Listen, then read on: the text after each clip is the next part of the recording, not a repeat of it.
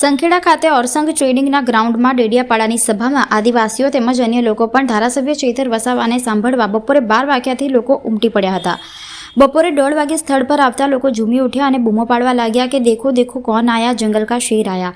સંખેડા તાલુકાના આમ આદમી પાર્ટીના પ્રમુખે જણાવ્યું કે સંખેડા ખાતે ધારાસભ્ય ચૈતર વસાવાની સભા માટે ભાજપના દબાણથી કોઈ પણ ગ્રાઉન્ડ મળ્યું ન હતું। અંતે ઓરસંગ ટ્રેડર્સ ખાતે સભા રાખી હતી।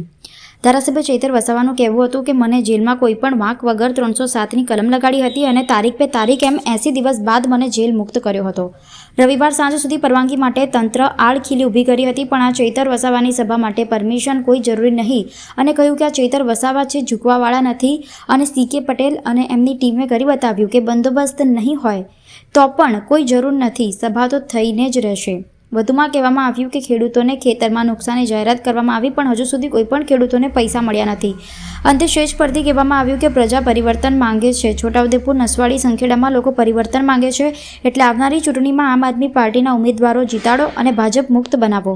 કોંગ્રેસ અને ભાજપના અંદાજે 300 જેટલા લોકો આજરોજ આમ આદમી પાર્ટીમાં જોડાયા હતા। સંખેડા ખાતે આમ આદમી પાર્ટીની ગુજરાત જોડો અભિયાન અંતર્ગત સભા મળી છે।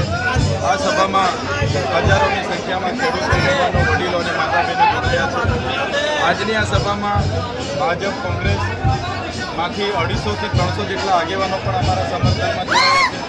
ત્યારે 30 વર્ષના ભારતીય જનતા પાર્ટીના શાસનમાં જે લોકોએ વીત્યું છે એ લોકો હવે પરિવર્તન ઈચ્છી રહ્યા છે।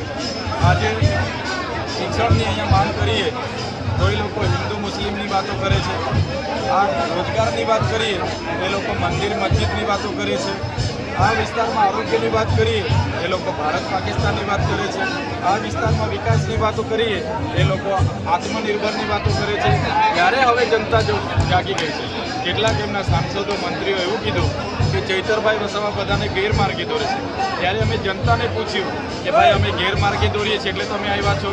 જનતાએ કીધું કે ના, અમે સ્વયંભૂ આવ્યા છીએ।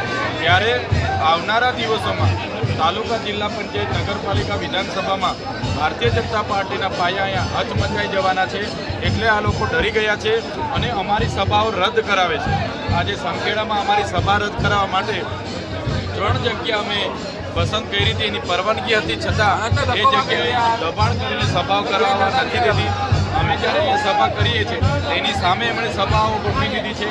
ત્યારે એમને એવું હશે કે ચૈતરભાઈ વસાવા એમની ટીમને ડરાવીશું, પોલીસ મોકલીશું, પરવાનગી ના આપી એટલે સભા ના થાય, એવું નથી। આ દેશ એ લોકશાહીનો દેશ છે, સંવિધાનનો દેશ છે અને ચૈતરભાઈ વસાવાને એટલો જ અધિકાર છે જેટલો તમને અધિકાર છે। એ પ્રમાણે ચૈતરભાઈ વસાવા, આમ આદમી પાર્ટી એ તમામ વિસ્તારોમાં જશે, સભાઓ કરશે અને અમે કોઈના દાબ દબાણથી ડરતા નથી। અમે લડવાવાળા લોકો છે, પરિવર્તન લાવવા માટે અમે આગળ વધીએ છીએ।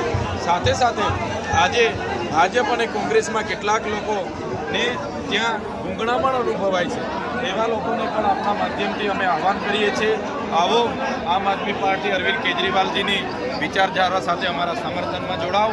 આવનારી તાલુકા, જિલ્લા પંચાયત, વિધાનસભામાં લડો અને આ વિસ્તારમાં પરિવર્તન લાવવાનું કામ કરીએ એવી સૌને આપણા માધ્યમથી અપીલ પણ કરું છું। ધન્યવાદ। બીજી વાત છે કે જિલ્લા પંચાયત, તાલુકા પંચાયત આવી રહી છે અને કોંગ્રેસ સાથે ગઠબંધન કરશો જિલ્લા પંચાયત, તાલુકા પંચાયતમાં કેટલા વર્ષ? આ વર્ષે જે સ્થાનિક સ્વરાજની ચૂંટણી છે ત્યારે આ સ્થાનિક સ્વરાજની ચૂંટણીઓમાં કોઈપણ જાતનું કોંગ્રેસ સાથે ગઠબંધન નથી। ત્યારે ગુજરાતના 15 મહાનગરપાલિકા, નગરપાલિકા અને 32 જિલ્લા પંચાયતો, 250 તાલુકા પંચાયતો, તમામ બેઠકો જે 12,000 બેઠકો છે એમાં આમ આદમી પાર્ટી સ્વતંત્ર લડવાની છે, પૂરી તાકાતથી લડવાની છે અને આમ આદમી પાર્ટી આવનારા દિવસોમાં તાલુકાઓ અને જિલ્લા પંચાયતોમાં પોતાની સત્તા અને પોતાની બોડી પણ બનાવવાની છે।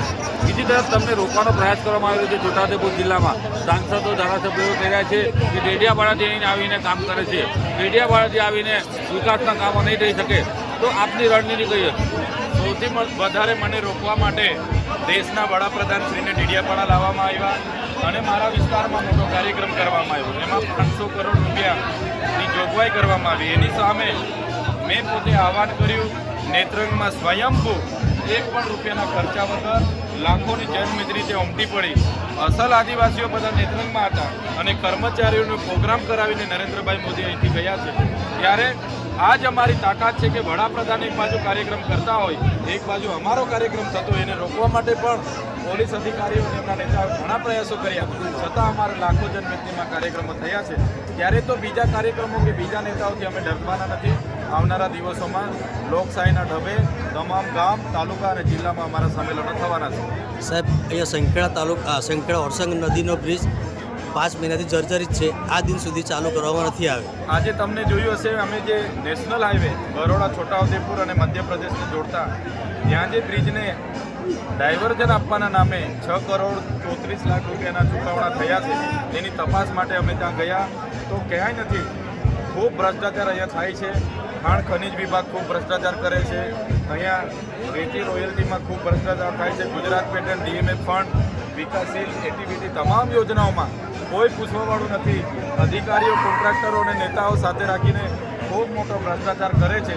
ત્યારે આમ આદમી પાર્ટી આવનારા દિવસોમાં ભ્રષ્ટાચારને ઉજાગર કરવા માટેના પ્રયાસો કરશે અને લોકોને એમના પ્રજાના જે ટેક્સના પૈસા છે લોકોના ઘર સુધી પહોંચે એ અમારા પ્રયાસો રહેવાના છે. બીજી વાત છે, અજીતભાઈ તમારા સ્ટેજ ઉપર આવી ગયા છે. બરોડા ડેરીની ચૂંટણી આગામી દિવસોમાં આવી રહી છે, કઈ રણનીતિ? અજીતસિંહથી માંડીને અમારા તમામ સાથી આગેવાનો, CK પટેલ, બધા જ લોકો અમારી સાથે છે. આવનારા દિવસોમાં બરોડામાં એમની સારામાં સારી જવાબદારી અમે આપવાના છે. અમારી સાથે એમનું માન સન્માન જળવાય અને એમનું માર્ગદર્શન અમને બધાને મળે અને પાર્ટી સંગઠનને અમે મજબૂત કરીએ એવા અમારા બધાના પ્રયાસો છે. બરોડા ડેરીમાં ઉમેદવારો હશે તમારા? બિલકુલ, અજીતસિંહ ખૂબ સારું એમનું પ્રભુત્વ બરોડા ડેરીમાં છે. આવનારા દિવસોમાં સંખેડા, બોડેલી, છોટાઉદેપુર જેટલા પણ સભાસદો અને મંડળીઓના પ્રમુખ મંત્રીઓ છે બધાને સાથે રહીને આવનારા દિવસોમાં બરોડા ડેરી સહકારી માળખામાં પણ અમારી પાંખ મજબૂત